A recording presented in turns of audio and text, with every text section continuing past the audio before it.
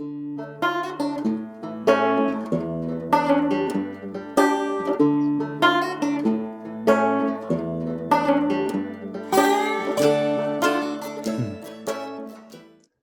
Hi, I'm Philip Watson.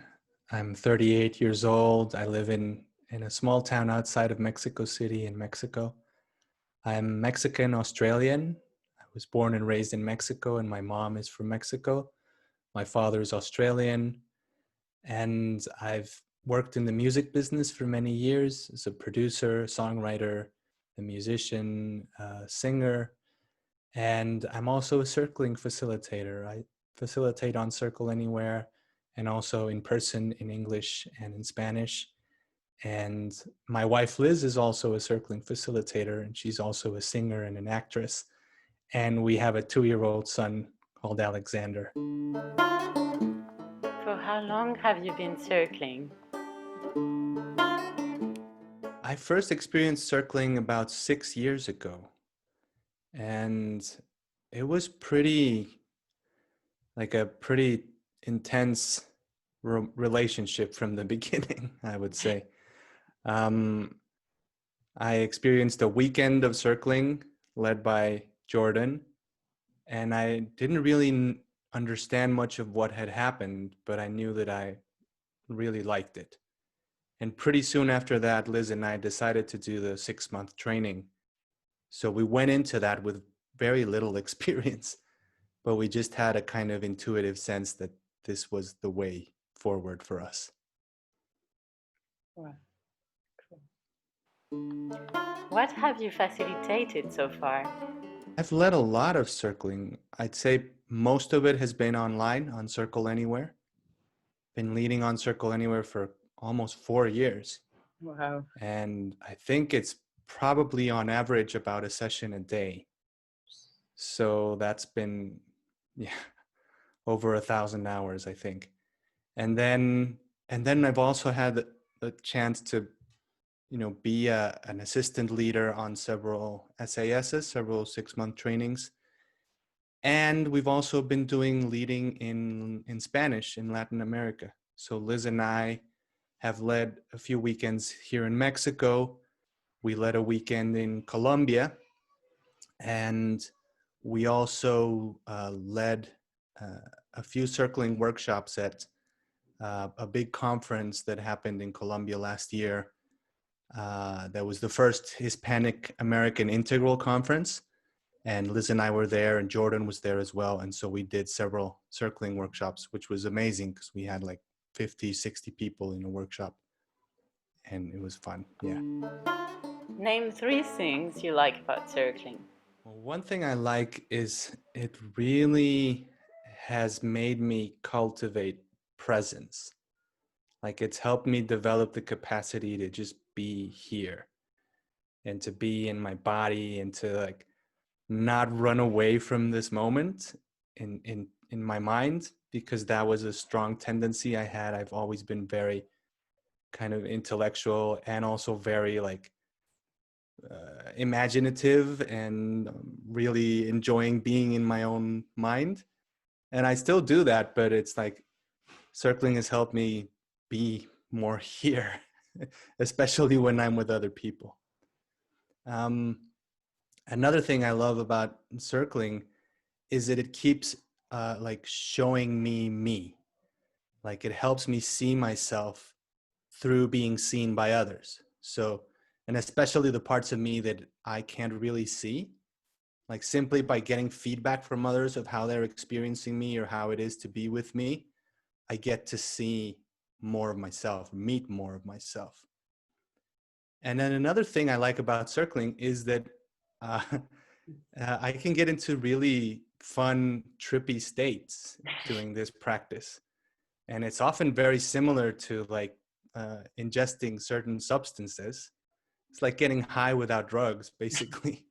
Not always, but sometimes it can be really fun. And we get to go into those kinds of states together, which is even more fun. One of your most challenging memories.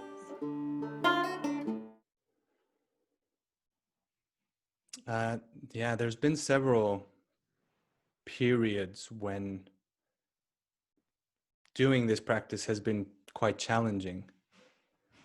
One that comes to mind now was during one of those weekends of the 6-month training, where I think it was the first time I was really contacting what I call like the snakes in my belly, like parts of me that are quite primal and dark and almost like the opposite of kind. Um, and it was very scary. I had no real experience of those parts of me. And so I just had a stomach ache for days, and I was just kind of in a bad mood, and I didn't really want to be there. And I was just uncomfortable and unhappy, and I didn't really know why. But in the end, that part of me just kind of came out with the whole group. And that ended up leading to me wrestling with another participant and really going into that energy. And it was like incredibly painful, not so much physically, but emotionally really painful. And I would cry, and I kept saying like, I don't want more of this. And nobody was pushing me, but they were like asking me like, are you sure? Like, it seems like there's more there, and like you can stay with it. And I did. And eventually it just became this like sense, like for the first time I really felt at home in my own power and in my body. And I felt this strong, almost like kind of alpha male feeling in me. And yeah, it was amazing. It was completely unexpected. I went from this darkest place to suddenly feeling super comfortable in myself.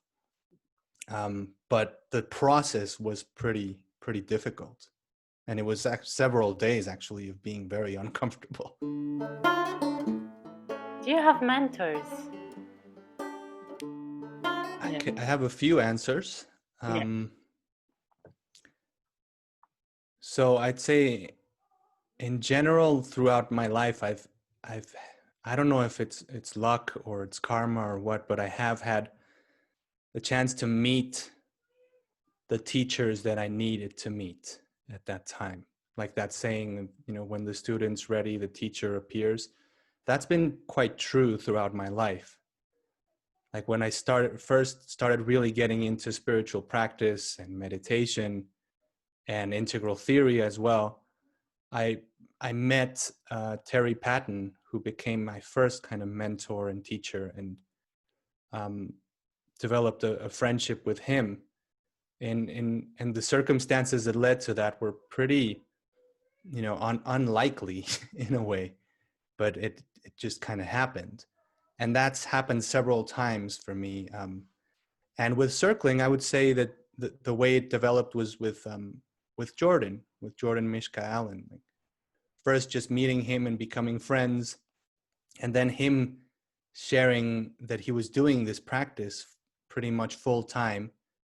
And so that just piqued my interest because I liked Jordan. I was like, oh, if he likes that practice and I really like him, like, I wonder what that's about.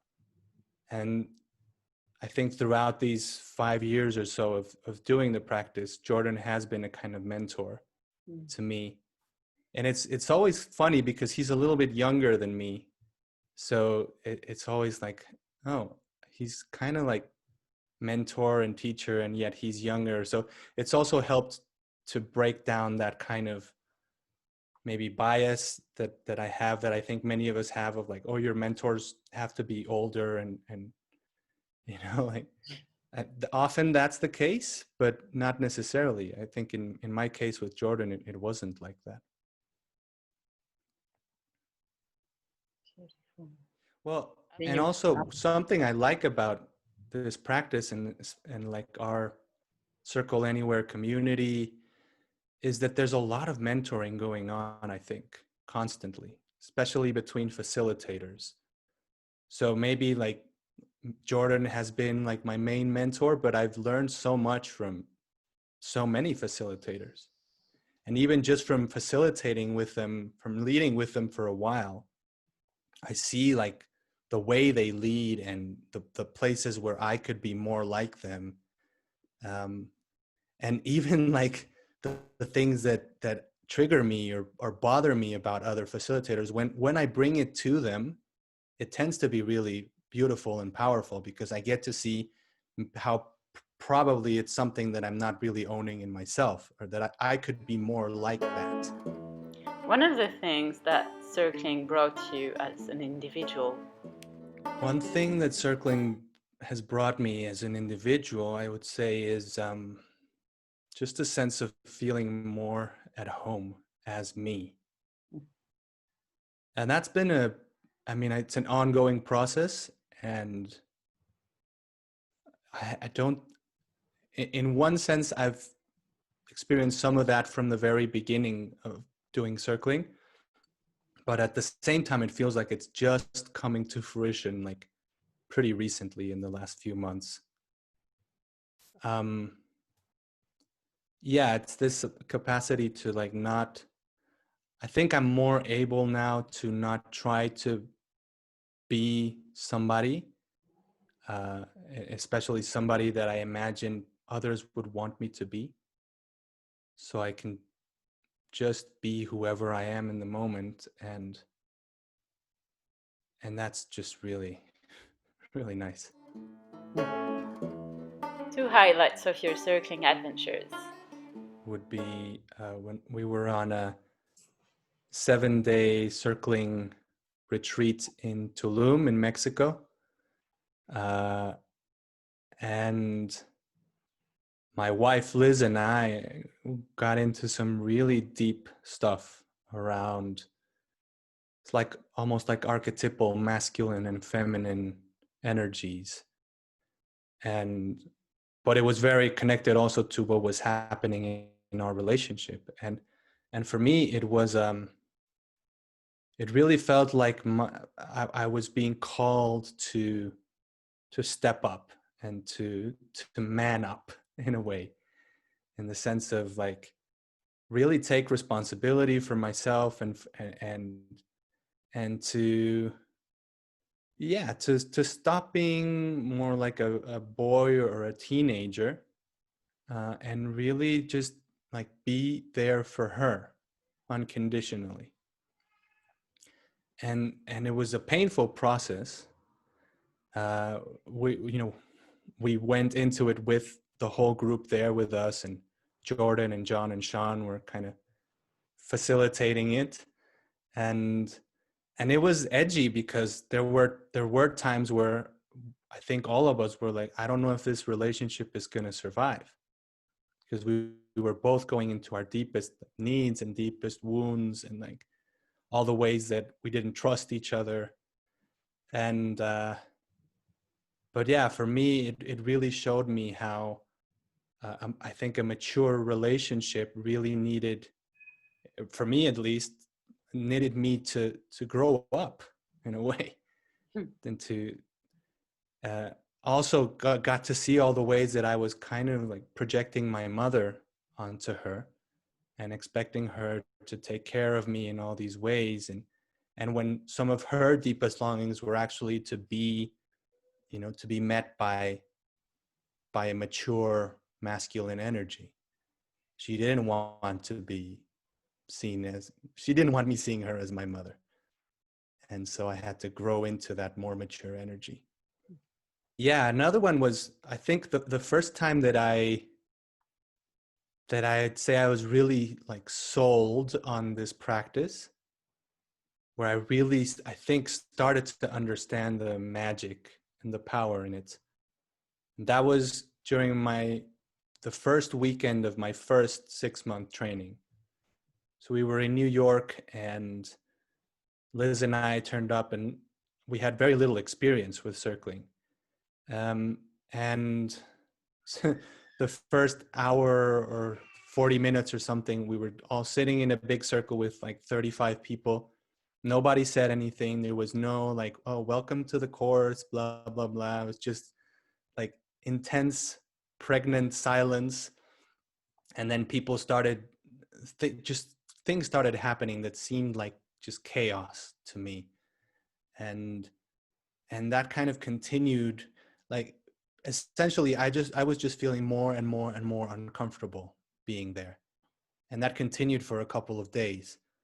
Why I basically was like, I don't understand what's happening. And I think I was actually very scared and angry, but I wasn't able to say that I was scared and angry. All I knew was I felt uncomfortable, and I was having like flashbacks of being in shamanic ayahuasca ceremonies. Like I was like, what the hell is going on here? And eventually, I think the night of the second night of the training, something happened, and I felt so much anger and so uncomfortable that I had to leave the room. I had to go to the bathroom.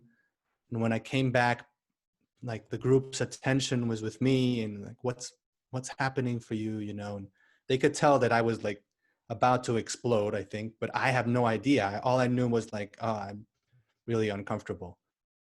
And eventually I was kind of facilitated into this face-to-face meeting with a woman, another participant, that I realized I was feeling very angry at her, and I was able to share that, and she was just there with me. She didn't get reactive or anything. And eventually it was like something energetically, it got unlocked or unblocked in my torso, and all this like energy started rushing up and down my spine, and my body was like rocking back and forwards, and I was like in bliss, and I had no idea how it had happened. And I think in retrospect it was like because there was all this e- energy of fear and anger in my belly that when it got to come forth and be expressed and be met, it actually turned into a kind of like love bliss energy in my body that continued for several days. And so after that happened, I was like, wow, okay, this stuff is powerful. Besides circling, what else are you good at? So when I started circling, I was working in the music business, and that had been my life for about 15 years. I started quite early. Like I had a band when I was in high school, and we got signed by Warner Music and made a CD, and we toured, and I had that whole like almost famous experience. The band didn't do that well, but I still got to see what the whole business was about. And I fell in love with the recording studio, especially. And so I decided to go to college to study music production and recording engineering.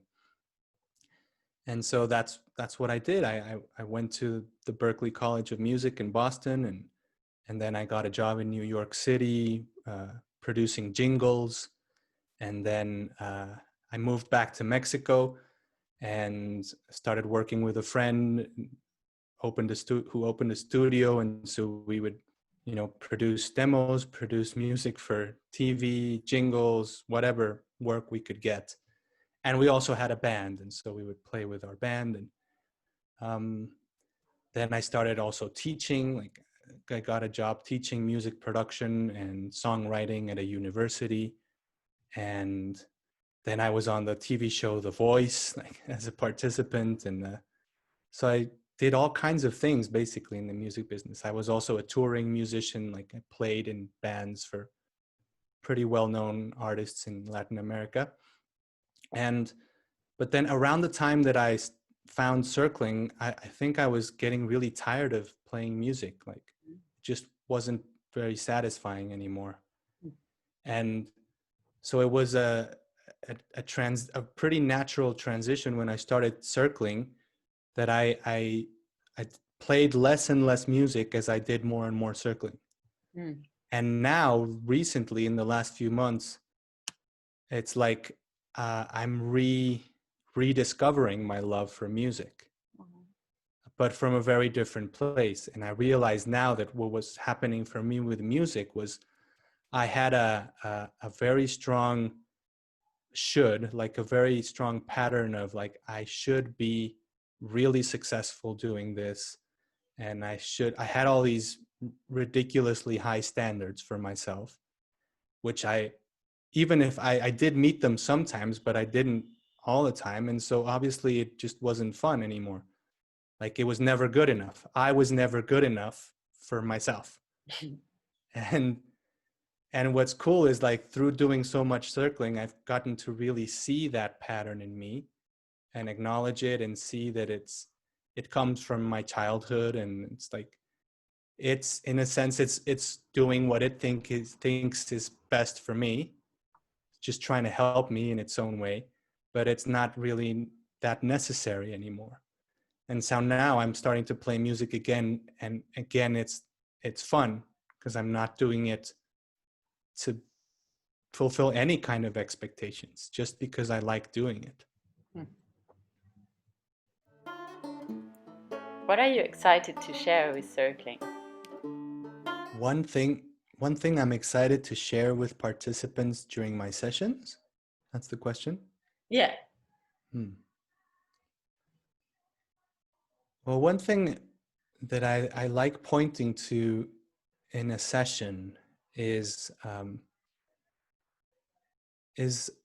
how fully we can be here in this moment.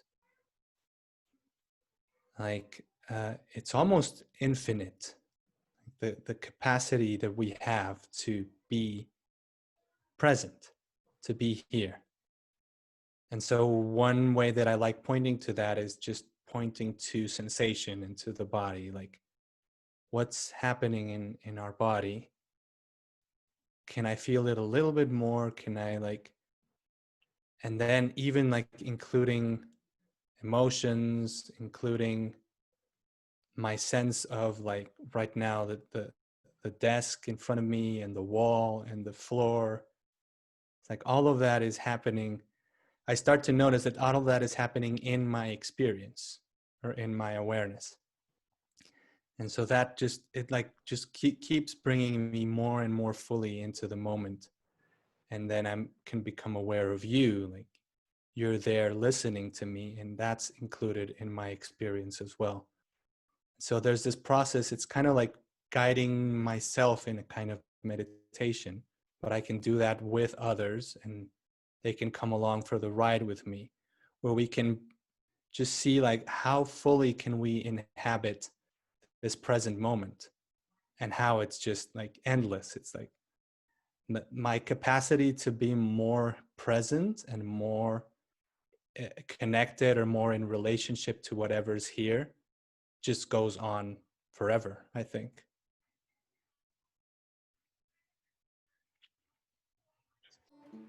What tip or advice would you give to a new circler? To notice if you have any shoulds around this practice. With it could be with yourself, like ways that you should be, like, oh, I should understand the principles or the rules of the practice better, or I should practice more, I should do more circling, I should circle every day. Not that there's anything wrong necessarily with any of those, but just noticing them is good, I think. And also if you have shoulds about others or about the circle or about the group, like people should listen to me more, or all of that, I think is really rich territory to notice. Because for me, when I notice a should, it's like it points me to where I can love myself more, ultimately. Like if I feel like, oh, I should be showing up more, I can just be with that. And like, oh, how do I know that that's true, that I should be showing up more? Or like, what is it in me that's telling me that I should be showing up more? And do I need to, do I need to believe it? Maybe I don't. And it's like slowly through just noticing those shoulds, we can start to discover more freedom, maybe like more freedom to be all kinds of different ways, and more space to express ourselves in new ways, maybe.